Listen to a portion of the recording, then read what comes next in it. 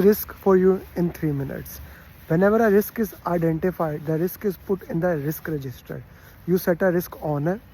The risk owner look at every single risk, and once the trigger of that risk occur, he implement a risk response plan. Once he implement a risk response plan, he looks at the residual risk, the remaining risk that is left, and the secondary risk, a risk that may have occurred because of the implementation of that patent risk. We also make risk report that is a result of weekly or bi-weekly meeting. This report shows the overall exposure of the risk.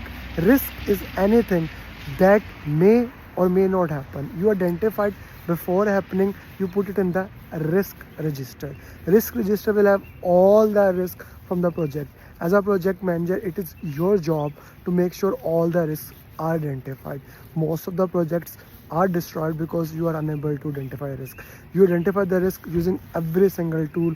This includes but not limited to expert judgment, focus group, facilitated workshop, organizational process assets, your EEF, those political, economical, social, technical, legal, environmental, SWOT analysis. You review your assumption log, your charter, your business case. You get subject matter expert to identify all the risk.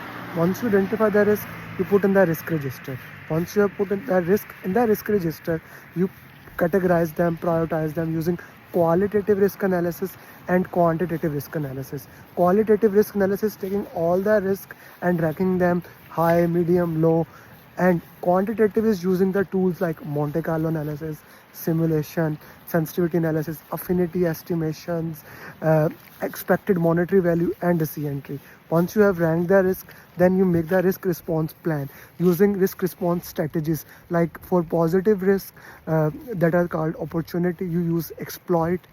If you cannot do exploit, enhance or share. For negative risk, you avoid the risk, that is killing the risk, or you mitigate, decrease the intensity of the risk, or you transfer, you buy the insurance.